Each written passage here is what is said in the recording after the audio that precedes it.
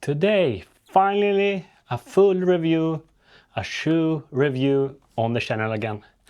And today we are talking about the Vaporfly 3, 40 millimeters of Sumex foam, premium foam from Nike. It got the carbon fly plate squeezed in, this amazing Sumex foam. It's got the nice breathable upper as well. We're gonna take a close look on it after 250 kilometers racing and training in the shoe. We will also go over why I prefer Vaporfly 3 over the alphafly 3 and the original version of the alphafly. So welcome to my channel and let's take a look on the Vaporfly 3. Okay, so who am I as a runner? I'm Mike, average runner. I'm a little bit faster than an average runner right now. I will give you some stats about me. I'm 174 centimeters long, 77 kilograms in weight. My easy pace is from 5:45 to 6:20 per kilometer. So I'm not the fastest runner out there. My 5K pace is around 4:10 and my 10K pace is around 4:30. Half marathon pace 4:45, and for my latest marathon PR I ran at 5:30 pace. So a sub 4-hour marathoner.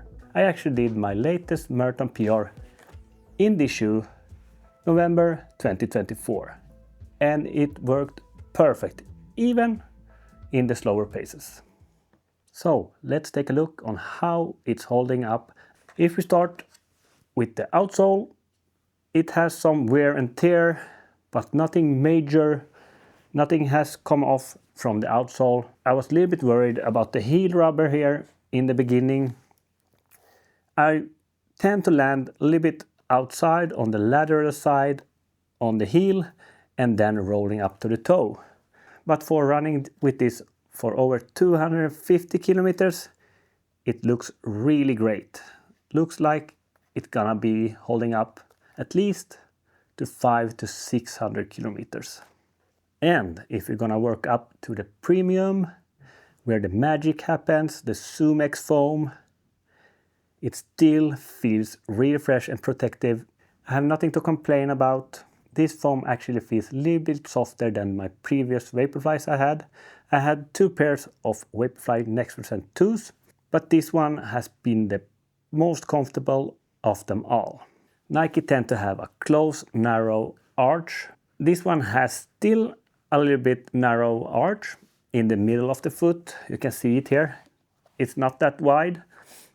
I haven't had any problems like I had from my alphafly ones. I got a really pinchy feeling from the alphafly ones, and it was, to be honest, a little bit hard to run on.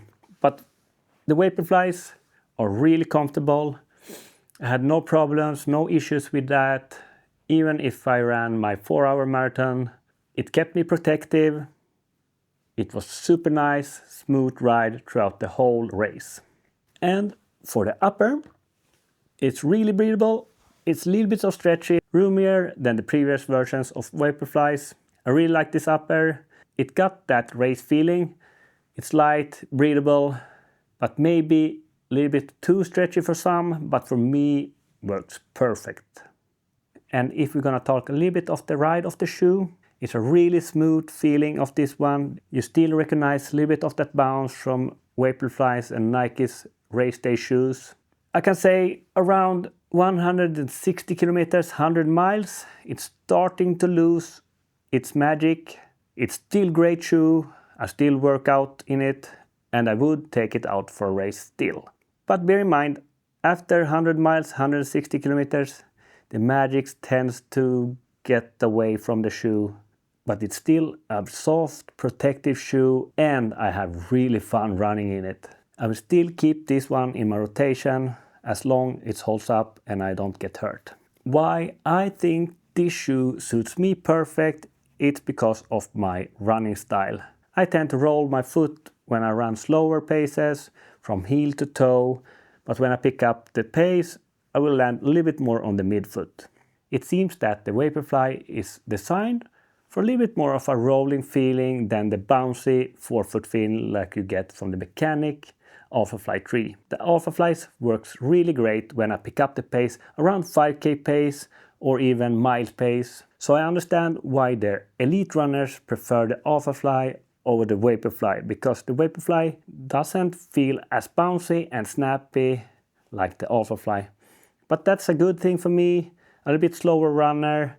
I feel more comfortable in this shoe. That's why I would recommend the Vaporfly over the alphafly. If you're a mid-pack runner like me, running 4-hour marathons or even slower than that, this shoe will work really great.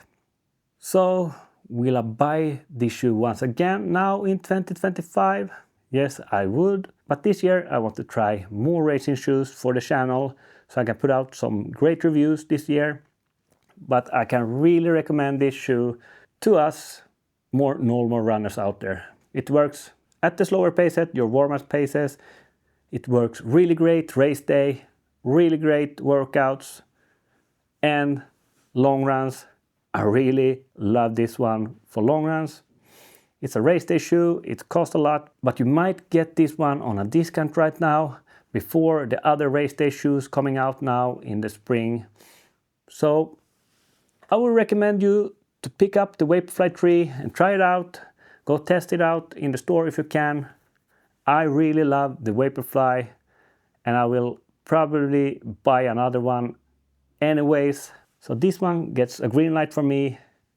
The best race day shoe I ever tried so far. Thank you for watching. Make sure to subscribe to the channel. A short review of the Vaporfly 3 here now. Hope to see you in the next one.